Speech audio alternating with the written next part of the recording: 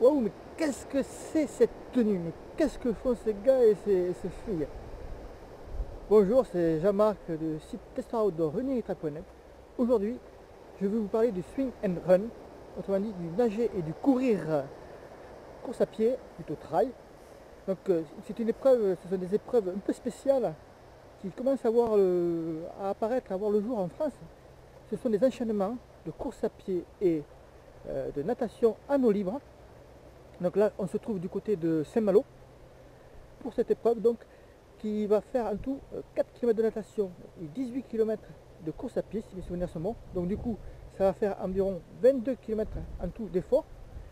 Donc, comme vous pouvez le voir sur cette vidéo, les nageurs sont à 95%. J'en ai vu quelques-uns en tenue de triathlon, ils ne doivent pas avoir froid cela, mais sinon avec une tenue néoprène, chaussures aux pieds. Donc ça veut dire qu'ils nagent avec les chaussures, la tenue néoprène, et ils courent avec la tenue néoprène également. Ils ont droit au pull boy, vous savez, c'était la petite mousse qu'on met entre les jambes pour flotter un peu plus. Donc c'est une épreuve très particulière et qui commence à arriver de plus en plus en France. Il y a plusieurs épreuves qui sont organisées, notamment dans le nord de la France, du côté en Bretagne. Donc là je fais demi-tour, c'est que j'arrive sur la route. Donc cette épreuve-là est particulière parce que quand même, nager à eau libre dans une eau qui est quand même assez fraîche quand même en Bretagne, enchaîner avec la course à pied tout en gardant surtout la tenue de natation néophrène.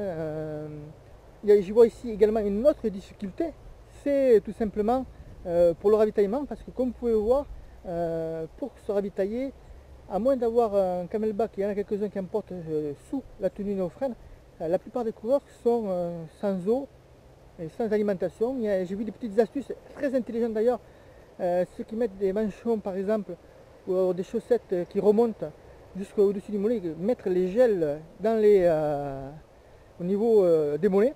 Ça c'est une très bonne astuce. Alors, je ne sais pas si après ça gêne en course à pied ou pas, mais c'est une bonne astuce qu'on pourrait utiliser. En tout cas, c'est vraiment une épreuve particulière.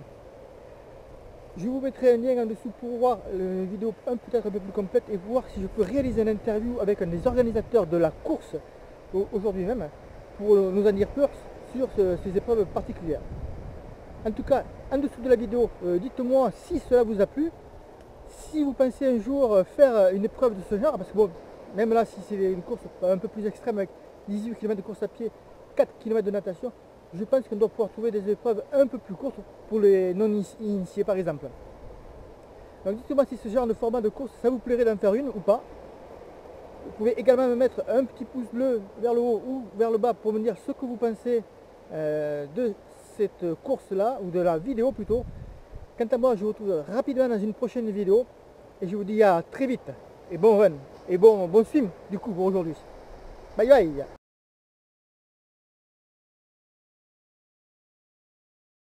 Le pull boy, on garde également le pop pop pop. Ah zut. Bon bref, on passe. Et donc